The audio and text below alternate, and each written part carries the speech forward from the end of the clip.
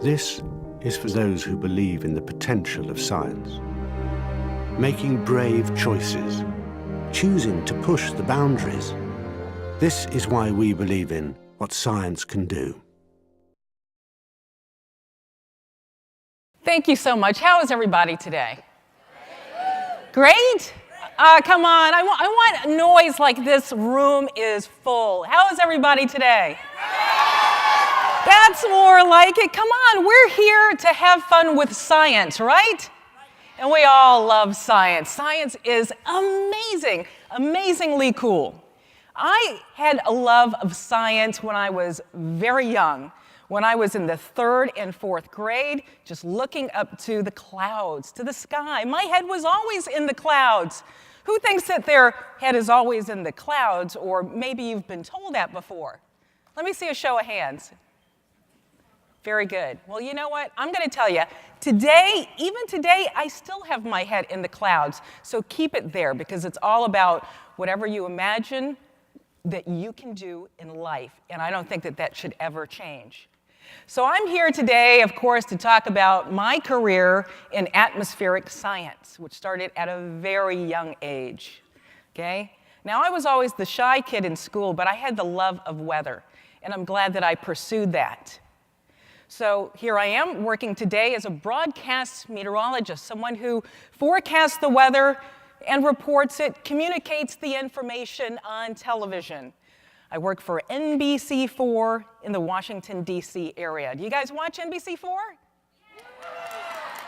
Well, if you don't, please do at the very least, because I think it's a great application. At the very least, download our NBC Washington app, because there you can always get the weather in the palm of your hand. I know a lot of you in junior high and high school probably do have cell phones, okay?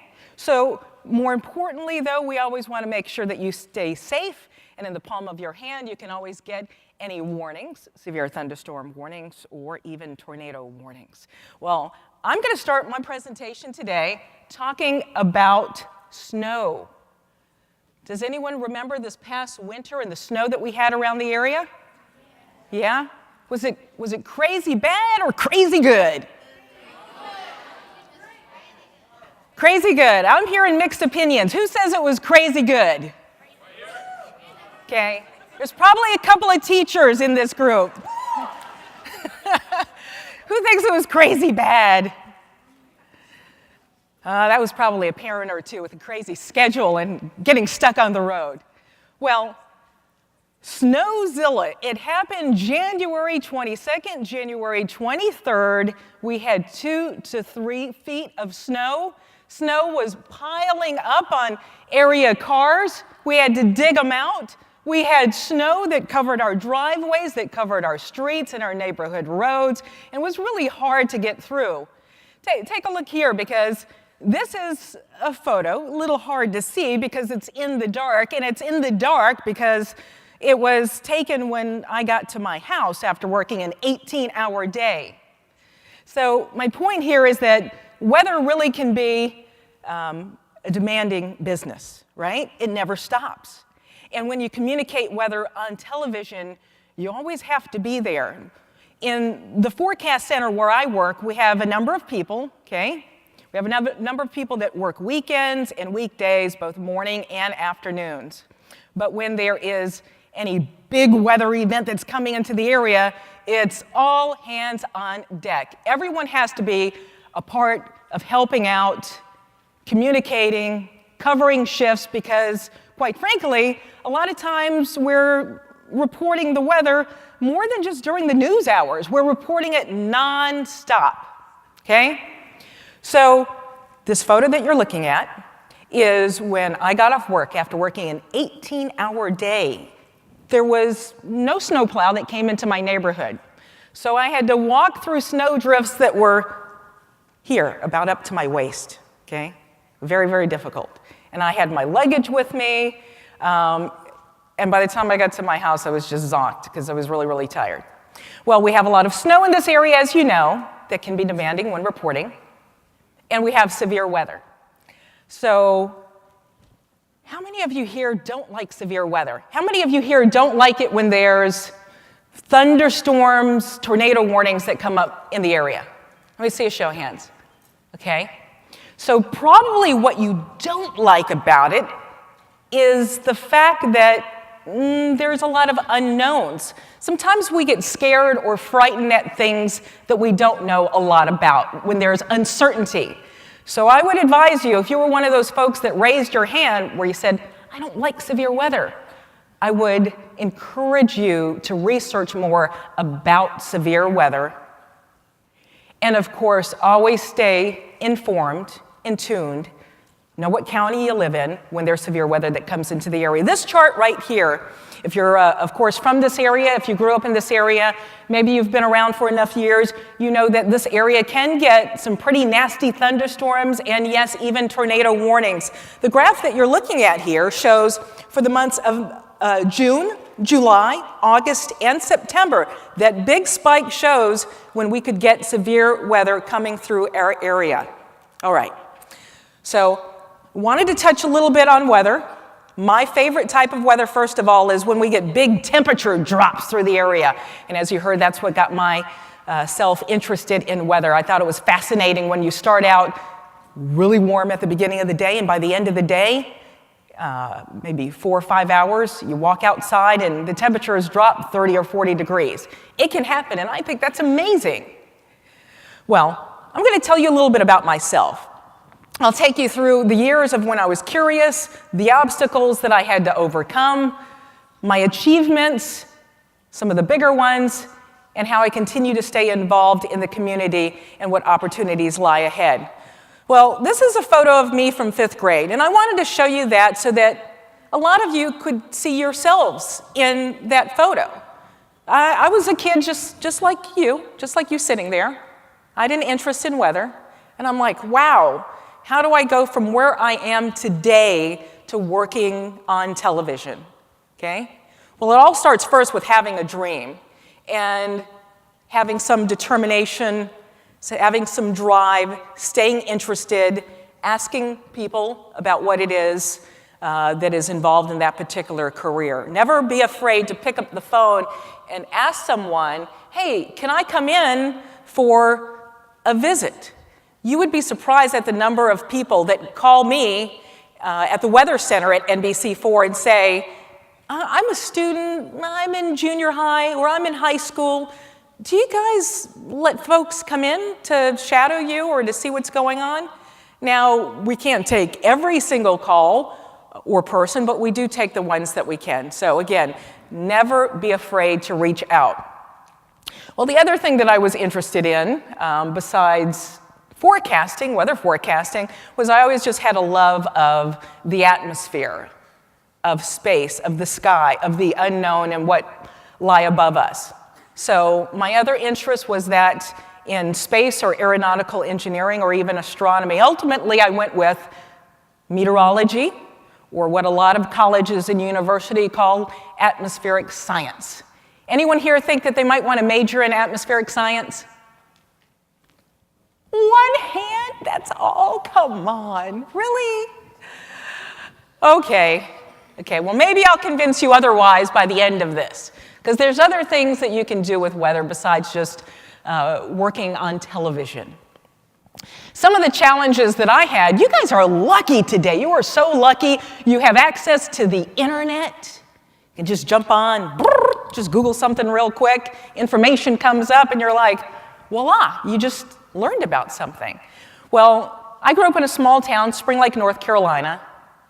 I didn't have a weather computer in front of me that I could Google something on. I actually had to go to the library and go to that photo you see there. That's where there were index cards, where I had to go look up where my book was, or a book that I could find information in to answer my questions. It was very cryptic. I'm so glad there's the internet today. All right. On top of that, you guys have computers where you can type your papers on for research. I had a typewriter. That was it. Okay? The other thing that I had to overcome, by the time I was in college, I knew that I wanted to work on television, but I was the shy kid in school. I liked weather, and I said, well, maybe I'll consider doing weather on television, but oh wait, that means you have to speak to people. I was the kid all the way in the back of the class and trying not to be seen, take the information in, not be too much in the way of getting noticed. Do I have any shy kids in here? I know if you're shy, you're probably not even going to raise your hand. Okay, we have a few. Okay. Well, I tell you what, I'm glad that I overcame my shyness, because being shy a lot of times will put limits on, you're putting limits on yourself. The world already puts limits on you sometimes in that things can be difficult, okay? So don't put limits on top of yourself. If you're shy, really work at overcoming that. For me, what helped is just doing more and more speaking in school, and having teachers too that would kind of throw me out there. Okay, I want you to go do this. The other thing for me is I came from a family with very little means. In other words, we didn't have a lot of money. So if you come from a family where, as you know, for all of us, money doesn't grow on trees, right? When it comes to college, you have to look at scholarships. You have to look at other ways to get yourself to your end goal. And that sometimes means looking at scholarships, looking at grants, looking at universities that maybe offer special programs in meteorology, atmospheric science, or quite frankly, any of the sciences that you may want to go into, okay? So don't let that discourage you. Well, if that wasn't enough, when I was my second to third year in college, as you know, the courses get harder. There's chemistry, there's physics, because after all, that's what weather is. It's the chemistry, the physics, it's all around us, the air. And there are formulas that we use in meteorology, getting from point A to point B. Well, by the time I got to my second and third year in college, differential equations, a lot of the chemistry courses and labs became pretty heavy duty, and that was never my strength. I loved weather, but math and chemistry was never my strength. However, I knew that I still wanted to do that. So what I did was, in college, I got a tutor, okay? Don't be afraid to get a tutor. If there's something that you love doing, science can be heavy duty, don't be afraid to reach out and get a tutor. Well, some of my achievements, I went to a great university. I went to the University of North Carolina. Everybody knows where that is, right? Tar Heels. Okay, I didn't go to that one. I went to the one all the way in Western North Carolina, because that's who offered a degree at the time in atmospheric science.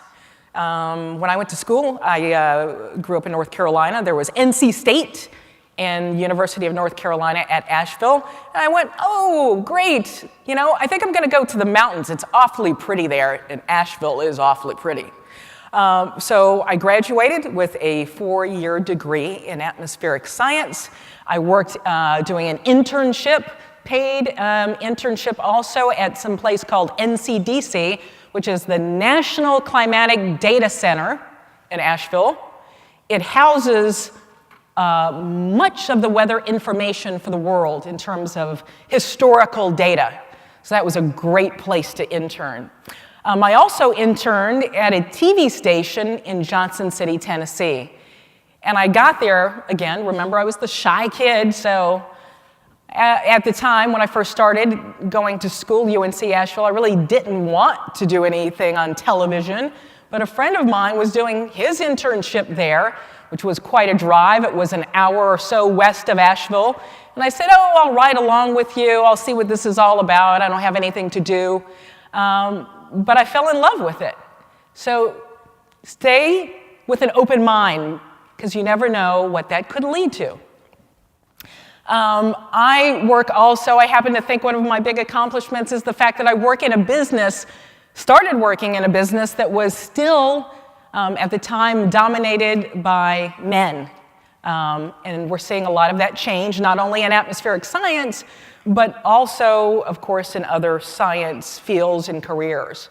And I'm proud to say Very proud to say that I didn't get the internship at the Weather Channel, but I did manage to land my first job at the Weather Channel, which is a pretty big deal. Anybody watch the Weather Channel? Yeah? Oh, very good. Okay. Yeah. The Weather Channel is a leader on cable in the weather business. Achievements, again, I overcame my shyness. I had confidence in myself. And when you have confidence in yourself, of course, others have confidence in you, which is what you need by the time you start working with your first job somewhere. Other achievements of mine, I worked at so there are different television markets across the country, right? You know, there's Washington, D.C., that's pretty big because it's a big city, Miami, Philadelphia, Los Angeles. Well, I managed to get a job. My third job on television was at WABC in New York City, which at the time was the #1 TV station in the country. So I was proud that I managed to quickly make my way up. I also worked in Baltimore at a Fox station, and of course, today in Washington, D.C. at NBC4, right? I've worked there now for about 16, 17 years. So let's talk a little bit about future opportunities for yourselves. Starting out with a bachelor's degree, the median pay is around $90,000 per year, okay? Some folks say, well, what does the job outlook look like in the next couple of years? Right now, it's growing 9% faster than a lot of other careers. And you can guess why that is. So you have companies, you have corporations. One thing that we say in the news business is that there's nothing more important than weather on television, okay? A lot of people watch because we need weather for everything that we do. Would you guys agree with that? Yep, okay. So we're not quite like the medical business because everybody really needs help when it comes to the medical field, and that's a great one to be in. But weather, it is all around us, and that will never change. We have folks not only needing more weather information, but we know that the business of climate change is becoming more and more important with the commercial industry, with corporations, your Exxons, everybody. Every company is looking at how is the climate changing and how is the climate changing our business and what should we be doing 10, 15, 20 years from now, okay? So while I'm in weather, I still report sometimes on climate, which of course is the long-range impacts of weather, okay? So outlook for weather, atmospheric science, I would say is terrific. Right now, atmospheric scientists held about 12,000 jobs in 2015. The industry that employs a lot of them are the scientific and technical services, like one of our big sponsors here, Lockheed Martin, right? Also Northrop Grumman, those type of companies. The federal government, 26%. That would be your National Weather Service, where we get a lot of the warnings pushed to us from. 20% colleges and universities, teachers at those universities that continue to do research from grant money or seed money that they get, okay? And then a smaller percentage, just 6% with television broadcasting.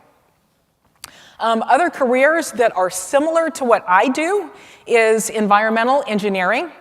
I tell a lot of folks if I had to do it all over again, I would probably major in atmospheric science, but also get another major in what's called sustainability, which has to do with looking at all the parts, geology, how everything, space, there's a whole another area out there, space weather, looking at our water resources, how everything comes together. Because it is all about synergy on our planet, okay? geoscientist, hydrologist, looking at water, the impacts of weather and climate on our water resources. We know that there are a lot of parts of the country that are seeing drought and may continue to see drought, okay? Not just the US, but again, on our planet. Sustainability manager, space scientist in this area, NASA's big, or just becoming a physicist.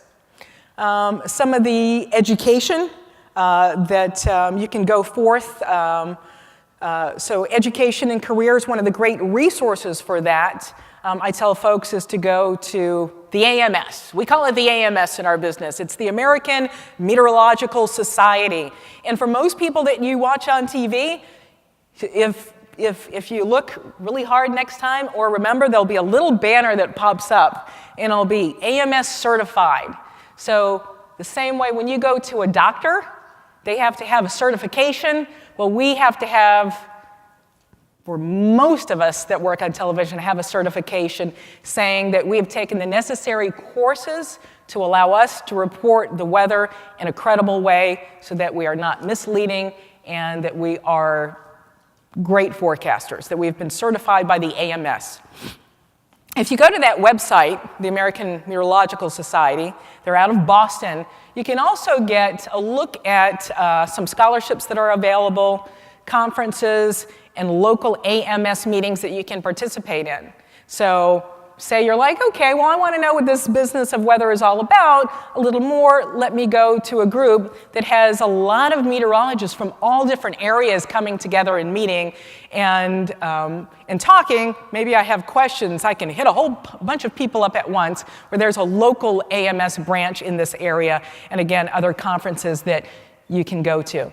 Hey, thanks for having me, guys. And remember, keep your head in the clouds.